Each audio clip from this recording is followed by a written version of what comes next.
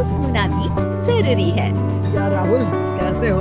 चलो कहीं घूमने चलते हैं। हाँ ठीक है, कहाँ चलेंगे? कहीं पहाड़ों पर? अच्छा आइडिया है। ठीक है, मैं बस की टिकट बुक करवा देता हूँ और अच्छा सा होटल भी देख लेता हूँ। ठीक है भाई, लेकिन जल्दी करो।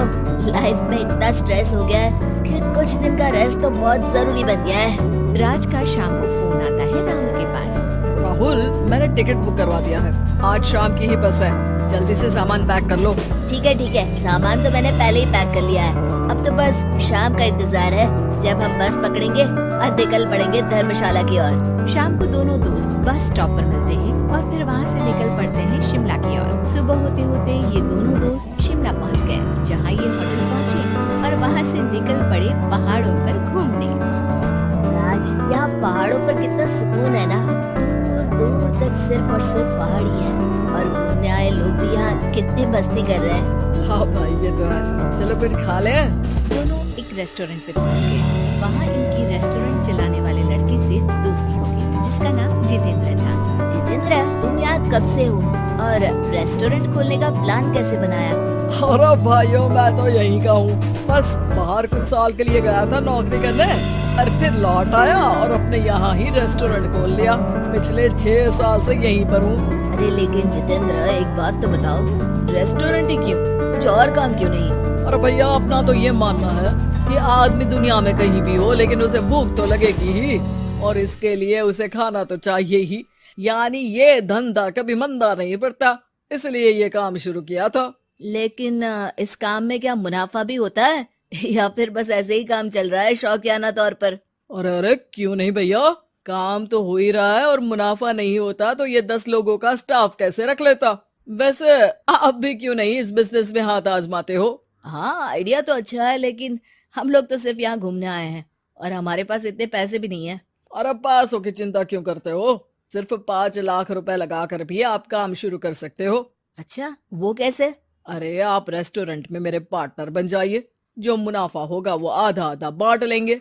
राज को ये सुनकर अच्छा तो लगा, लेकिन राहुल को इस ऑफर में कुछ दिक्कत लगी। उसने कोने में ले जाकर राज को समझाना शुरू किया।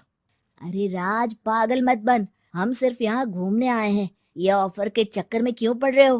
कुछ काम शुरू ही करना होगा तो दिल्ली में शुरू करेंगे, यहाँ शिमला में क्यों? अरे बेवकूफ, दिल्ली में 5 लाख रुपए में कौन सा काम शुरू करेंगे?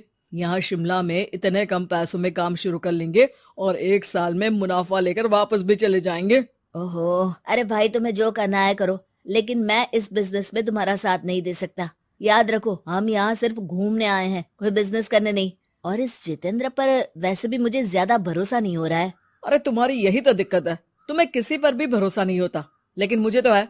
मुझे पता है कि इतने कम पैसों में मुझे जितेंद्र अपना बिजनेस पार्टनर बना रहा है। अरे लेकिन क्या गारंटी है कि पैसे लेने के बाद जितेंद्र तुम्हें बेवकूफ नहीं बनाएगा? अरे मुझे तो है, मैं कुछ नहीं जानता। मुझे सिर्फ ये पता है कि जितेंद्र मेरे बारे में ज्यादा ना जानते हुए भी मुझ पर कितना भरोसा कर रहा है। मुझे तो लग रहा है कि इसके पीछे उसकी मंशा ठीक नहीं है। बाकी तुम्हें जो ठीक लगे वो करो। मैं तो आज शाम की ही बस से वापस जा रहा हूँ। ठीक है, तुम चले जाओ, लेकिन याद रखना कि आज के बाद मुझसे कभी बात करने की कोशिश मत करना। राहुल गुस्से में वहाँ से चला जाता है।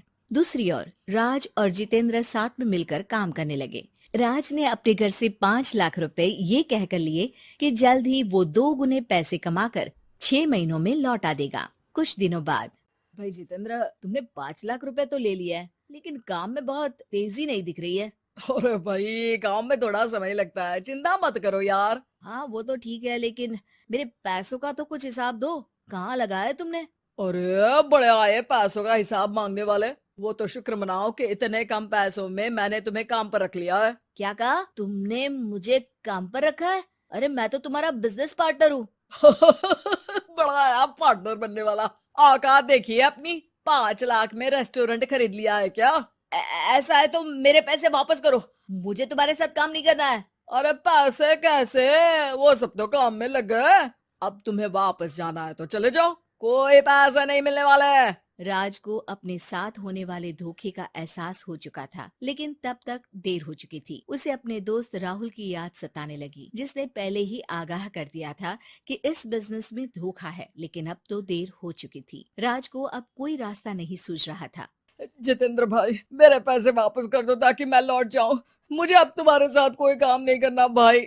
ये सुनते ही जितेंद्र अपने कुछ साथियों के साथ राज पर टूट पड़ा और उसकी जमकर पिटाई कर दी। राज बेहोश हो चुका था। जब उसने आंख खोली तो उसे अपने सामने पूरा परिवार, पुराना दोस्त राहुल भी दिखा। सभी को देखकर राज की आंख में आंसू आ गए।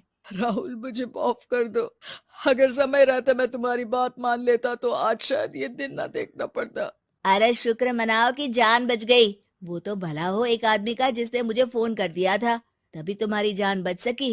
मुझे माफ कर दे दोस्त, तेरी सलाह ना मानकर मैंने बड़ी भूल की है। अरे अरे भाई, मेरे हाथ मत जोड़ो। बस ध्यान रखना कि अच्छा दोस्त आपको हमेशा अच्छी सलाह देता है, इसलिए दोस्तों की सलाह पर ध्यान देना चाहिए।